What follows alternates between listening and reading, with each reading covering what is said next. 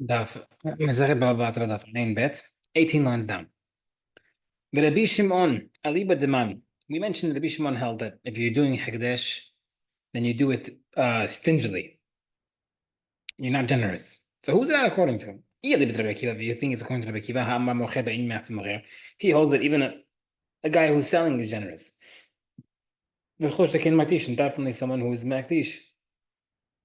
Maybe you might say Ali B'Drabban, it's according to Chachmim, but Hakasavar Rabbi Shimon ki yechi dimacher b'ayin ra'am acher. Makdish nami b'ayin ra'am makdish m'sher ra. So maybe he holds like Chachamim, who hold that sellers sell stingily. And Rabbi Shimon would say that not only do they sell stingily, but they also makdish stingily. So there's no definitive way how we're looking at it.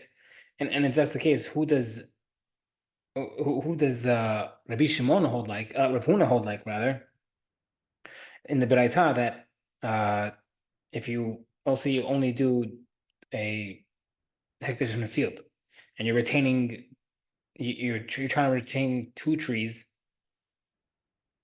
According to the Huna, if you retain two trees, you also retain their land, because even though it's not significant. So who does that hold? That's like in between. It's not stingy, but it's not generous either. The word says,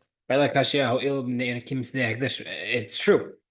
Even according to the Huna, the problem is that Rav Huna disagrees with Rabbi Shimon, because Rabbi Shimon holds that the reason why you can't retain land is because the Hekdesh trees are gathering nutrients from the land and vice versa.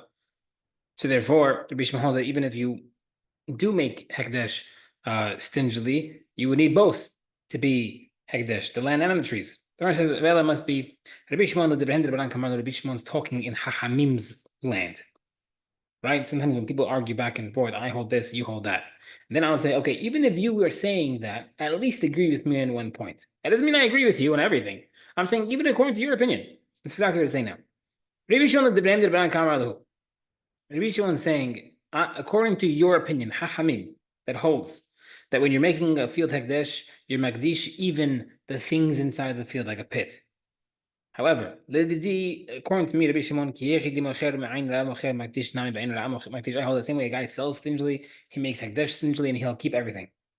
And he keeps the land, the tree for the land. But according to you, Hamim will say that you might be more generous by a Hekdesh versus a seller.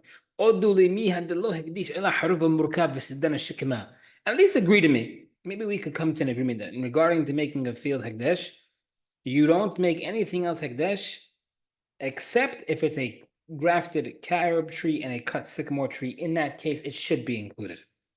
And Hachamim say no difference. All are considered part of the field, and all of them are Hekdesh. So, in that regard, the Gemara is now showing that Rabbi Shimon is not according to the Mishnah, but rather he's explaining Hachamim in Hachamim's opinion. Okay, how are we explaining the Beraita? Rabbi Shimon according to Rabbi Shimon. But then what's the problem? The next part of the Mishnah says, the Beraita says, even if someone made the trees Hekdesh one at a time, then he made the land Hekdesh. When he redeems it, you have to redeem them separately. The way you buy trees back from Hekdesh and the way you buy field back by Hekdesh. It's a set price by fields. So, according to Rabbi Shimon, you go according to the redemption, the time of redemption. Right, we said yesterday, the Gemara is showing you that you don't. You have to buy trees and land separately because they were made Hekdesh separately, but even though you're redeeming at the same time. But according to Rabbi Shimon, we're about to prove, he holds that you go according to the time of redemption. Therefore, just buy back the land, and get the trees automatically. You don't have to do two separate redemptions. Because we see elsewhere that he goes according to the time of redemption, not by the time of how it was made Hekdesh. The Tanna Brisa says, if a guy buys a field from his father, right? So there's a famous concept called a Ste'ah Huzah. Ste'ah Huzah is a land that's ancestral. It's a family land, passed down from family to family. Special halachot regarding that. So let's say you buy the land from your father while the father was alive, and then the Ahakach met Aviv, then the father passed away. Even in that case, it should still be considered a Sidei Ahuzah, an ancestral field, and he could buy it back from Hekdesh at a fixed price of 50 shekels per bet kur. right? So even though technically he bought it before his father passed away, and therefore it wasn't an inheritance via ancestry, it's still considered that. Talmud Batra for the pasuk says, how do we prove it? Because the pasuk says clearly, if you make a field hekdesh to Hashem, a field that you bought, that is not a sedeh achuzah, that is not ancestral, did not pass through your family. This land is referring to a land that's not able to become ancestral. Why? This excludes this following case. Because this case, it was supposed to be ancestral land if his father gave it to him, because he was supposed to get it when his father died. But he bought it. Rabbi says, how do you know if you buy a field from your father, then the father passed away, then the son makes it like this. How do you know that it is like a sedeh ahuzah? A field that's not able to be an ancestral field. It's tazu because, and it's excluded in this case. This is an ancestral field because he made it hekdesh, because he inherited it before he made it hekdesh. Right? So he inherited it before making it hekdesh. Only in that case. But Rabbi Shimon holds that no, I don't care. If it's a time of redemption, that will explain it. But if he died, Rabbi Shimon, according to Rabbi Shimon, the heicha, the hekdisha, l'achakach met aviv, kizdeh huzdame. He said even where he made it hekdesh and then his father passed away, it's still considered an ancestral field. Minalahu, how do we know that his? How do we know that it applies? Even if you only prove the pasuk, it's not so clear. Maybe it's coming to teach you about Rabbi Meir. That the feels like ancestral only if it's after Hagdish. Right? Who says that it's teaching you that it's meaning? Rabbi Meir holds simply that if the guy made it Hagdish, then the father passed away, it's not ancestral. If the father passed away first, that's something else. So how do we know that Rabbi Shimon learns the pasuk that way? The Gemara says, really, Rabbi Shimon do not go according to time of redemption. That's not how we look at it. Rather, so how come in this case the field is different? Is because the way the pasuk is written. Imkin, because if you wanted to teach me that the pasuk is teaching me that it's coming to exclude the case of a field that he bought and then he made it hekdesh after his father passed away, like the Meir holds, lichtov kra asher lo achuzato. The pasuk should have written if he made the field hekdesh, the field that he bought, that's not ancestral, or or the field that he bought that is not his ancestral field. My asher lo misse what does mean that it's not of his ancestral fields. This is coming to exclude a case where it was not fit to be his field at all. It's tazu, therefore, this is excluding this case where he made it hekdesh before he inherited it, before his father passed away. The hidush is that he's still considered a sedeh ahuzah. It's still considered ancestral, even though he bought it already before his father passed away and made it hekdesh before his father passed away. He can still buy it back like a sedeh ahuzah. That's the hidush. Anyhow, a tree that is grafted, a carob tree that is grafted, or a sycamore tree that is cut. Torat Ilan Malave has the status of a tree. The Torat Karka Lavin also has the status of a land. What does that mean? Torat Ilan Malave has the status of a tree.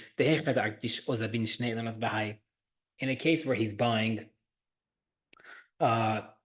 he's making hekdesh, or he sold 2 trees plus this sycamore or carob tree. Yeshlo Karka, that's considered a 3-tree field, and therefore he gets the land automatically. Like I mentioned, 3 trees makes you acquire the land as well. So therefore, we see it's considered tree. Torat Karka is also considered land. The lom is that it's not automatically sold with land. Meaning, if I were to sell land and I don't necessarily mention the carob tree as part of the sale, it's considered that it's not included the carob tree and the sycamore tree because they're considered separate entities, and therefore it's considered like separate karka, separate land, and that's why it's not included. Similarly, a piece of a bundle of grain that has 2 se'as, a tremendous amount of grain. Torat Omer Alav is considered a bundle, but Torat Gadish 11 also considered a stack. What's the difference? Torat Omer Alav is considered a bundle. The Shnei Omarim b'shechecha. The concept of shechecha is if a farmer is bringing stuff from the field to harvest and he drops 2 small bundles, he has to leave it there for ani, for poor people. If he leaves 3, he can go back and take it. That's considered substantial. So regarding shechecha, this bundle that's huge is considered a bundle that if he drops two others and this one is considered three, he could go back and get it. Shnaim the hu in and shechicha, which means that if it's, we just said, so two bundles are forgotten. Two plus this massive one is not considered shechicha, it's still considered a bundle even though it's big, and he could bring it back. Turat Gadishalav, it's also considered a stack. The Mishnah says, Omar Shesh by the time this bundle that has two se'az worth, Shechacho and Shechacha, if the owner forgot it, it's not considered Shechacha by itself, and you could bring it back because rather it's considered a bundle, a stack. It's not considered a small bundle. Okay. Because this grafted carib sycamore that is made hekdesh via the field. Banu Mahaka Rabbi Menachem ben Rabbi Yosef ben Rabbi Tam. So Mahaka between Rabbi Menachem ben Rabbi Yosef and Hachamim. Menachem holds that it's not considered hekdesh with the field. Hachamim say no, it's considered part of the field and they observe it's hekdesh. And says, oh, v'lema Mahaka the Rishon ben Rabbanan. Why are you going complicated bringing up the rabbis? The Mishnah said, the Batra Daf said, the Mahaka ben Rabbi Shimon and Rabbanan regarding these two trees. Our answer is true. Hakam Ashman, the Hidush is to teach you. The Rabbi Menachem ben Rabbi Yosef ben Rabbi Shimon which Rabbi Menachem holds like Rabbi Yosef holds like Rabbi Shimon, and that is the Hidush, and the Rabbi Nachum holds like Rabbi Shimon and Hachamim hold Rabbi Yossi that regarding to the machloket of the trees.